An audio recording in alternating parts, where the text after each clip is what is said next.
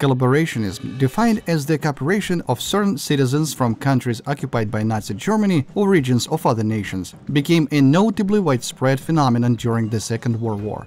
Why this happened is a subject that requires separate consideration and analysis. However, it was during that war that Hitler and his allies initiated in Europe, affecting almost every nation subjected to German fascist aggression, that the issue of treason and cooperation with the enemy became fully apparent.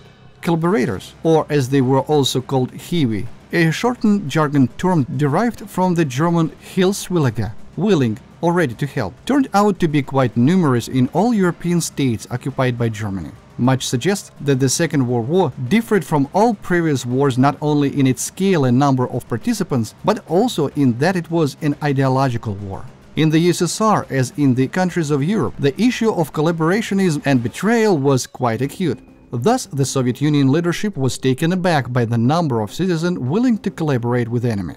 The individuals who volunteered as Hiwi's activists were, upon closer inspection, generally not very pleasant people. Gray, inconspicuous individuals, who were of little conscience under the Soviet regime, suddenly became bosses over others, while not forgetting to grovel before the Germans.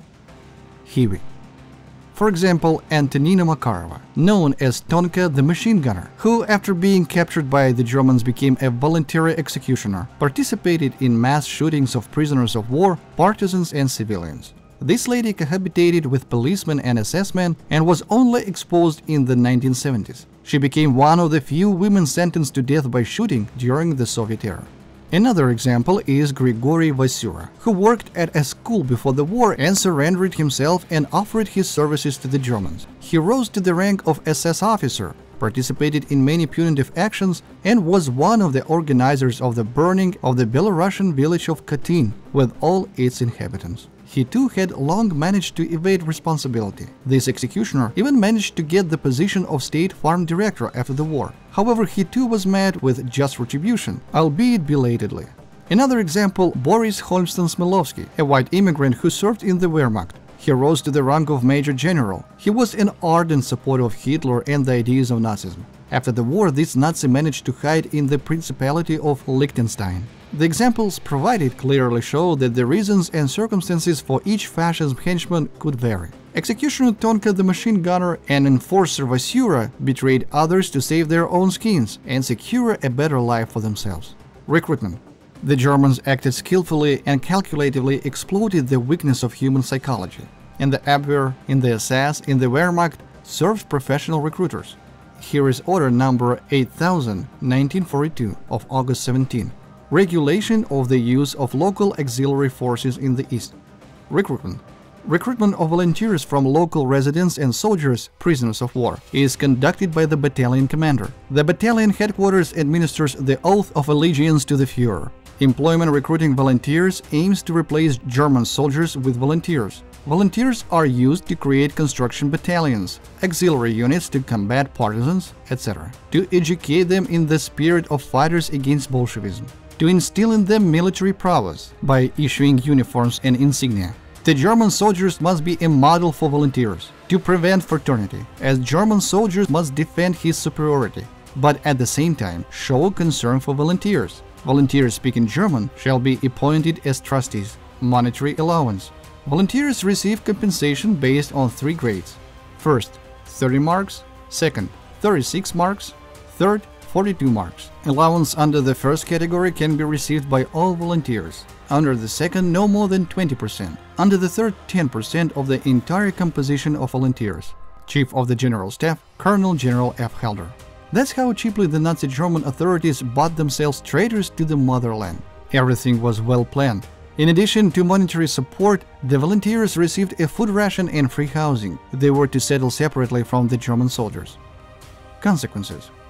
When during trials many traitors were justified by the fact that they did not shoot at their own, did not take part in hostilities and did not participate in punitive actions, the court, of course, took this into account, if there were facts confirming their statements. However, the court took other factors into account as well.